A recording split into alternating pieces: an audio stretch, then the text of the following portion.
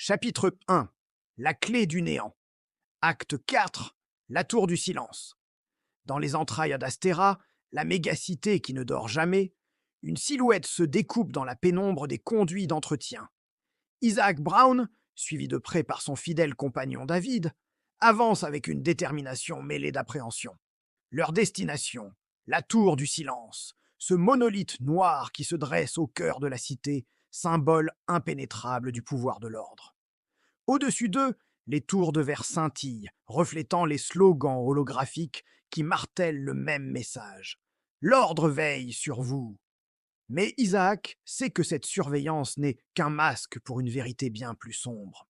La voix de Lyra crisse dans son oreillette, un fil ténu le reliant au monde extérieur. Isaac, David, vous m'entendez? Les capteurs indiquent une activité anormale. Le système de défense principal vient de s'activer. Une tension parcourt le corps d'Isaac. Combien de temps? Demande-t-il, la voix basse. La réponse de Lyra est glaciale.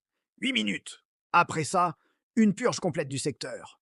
Personne n'en sortira vivant. David jure entre ses dents. 8 minutes pour traverser l'enfer. Juste une journée de plus au bureau.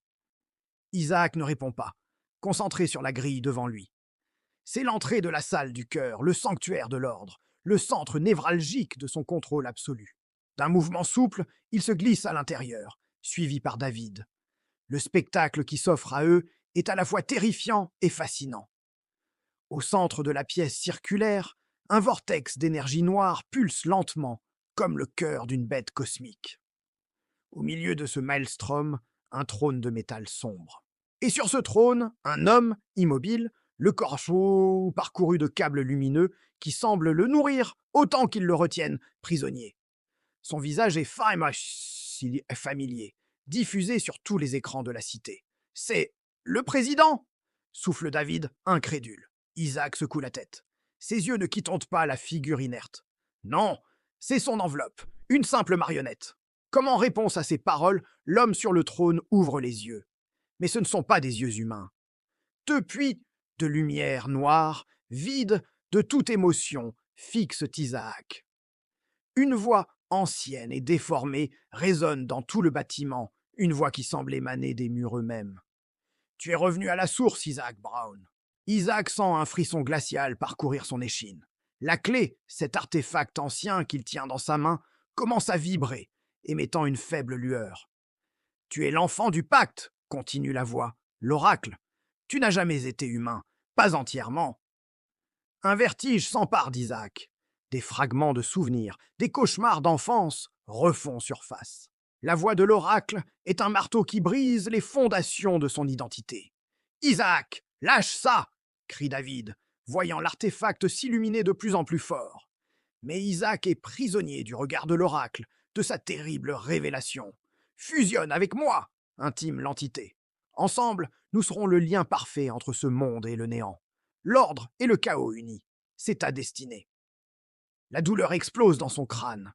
Le pouvoir de l'artefact et les paroles de l'oracle menacent de le submerger, de le dissoudre. Mais au plus profond de ce chaos, une étincelle de défi s'allume, une colère sourde contre ce destin qu'on veut lui imposer. Il serre le poing, les jointures blanches. David hurle son nom, une supplique désespérée. Isaac lève les yeux vers l'oracle, et pour la première fois, la peur a quitté son regard, remplacée par une résolution de fer. « Non !» gronde-t-il, sa propre voix amplifiée par une énergie inconnue. Un cri bestial s'échappe de sa gorge, un cri de douleur, de rage et de libération. « Je choisis la liberté !» La clé dans sa main explose dans un flash de lumière aveuglante. L'onde de choc projette David en arrière.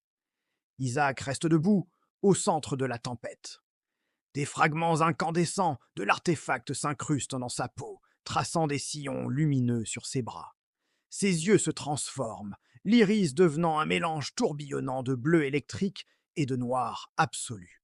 L'énergie libérée déferle dans toute la tour, le vortex central implose, envoyant des colonnes de lumière pure percer le plafond et s'élancer vers le ciel nocturne.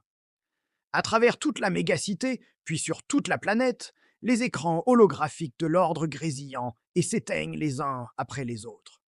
Le message « L'ordre veille sur vous » s'efface dans les ténèbres. Le silence. Pour la première fois depuis des décennies, un silence total s'abat sur le monde. Dans la salle du cœur, les murs tremblent, la structure commence à céder. Au moment où tout s'effondre, David, malgré ses blessures, se jette en avant et agrippe Isaac, le tirant hors de l'épicentre du cataclysme. L'écran devient blanc. Le silence persiste, lourd de questions et de promesses. La révolution ne fait que commencer. Merci d'avoir regardé. Si cette histoire vous a plu et que vous voulez savoir ce qu'il adviendra d'Isaac et de la rébellion, n'oubliez pas de vous abonner et d'activer la cloche pour ne manquer aucun épisode. Votre soutien est notre plus grande force. À très bientôt pour la suite de l'aventure.